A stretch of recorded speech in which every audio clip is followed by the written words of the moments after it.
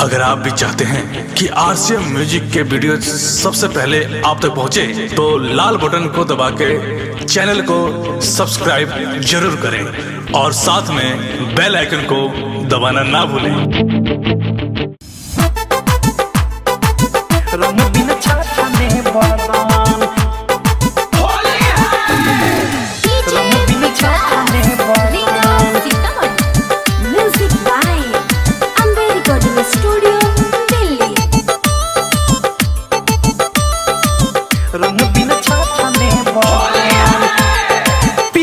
के बिना फागुन महीना भावे ना एको दे छान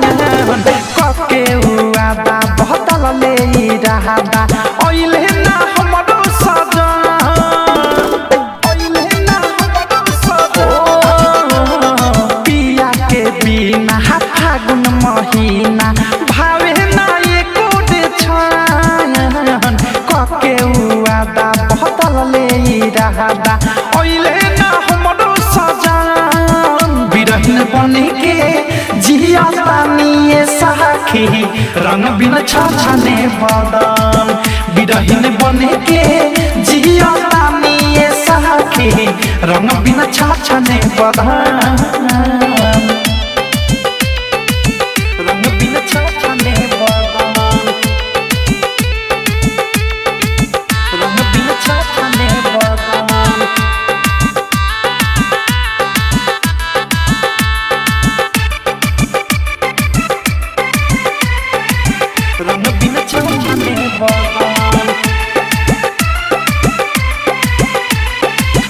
से जो बन रंग मिले ना पानी लेके जाई कहाँ चढ़ल जानी चढ़ल जानी तर से जो बन रंग मिले ना पानी लेके जाई कहाँ चढ़ल जानी लागल बाउन से लगन हो लागल बाउन से लगन बिरहन बने के जिया पानिए सखी रंग बिन छछने बदन बिरहन बने के जिया पानिए सखी रंग बिन छछने बदन रंग बिन छछने बदन रंग बिन छछने बदन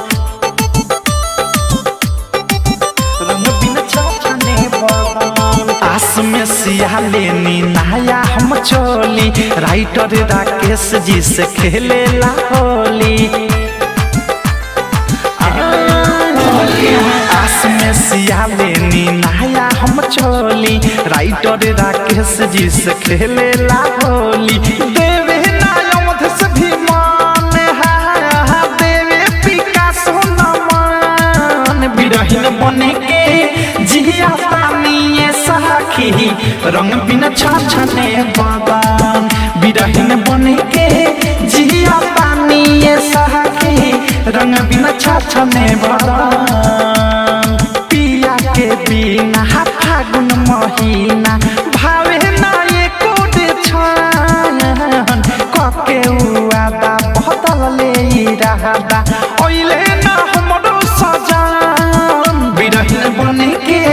जिया पानिए सखी रंग बिन छछने बदन बिरहन बने के जिया पानिए सखी रंग बिन छछने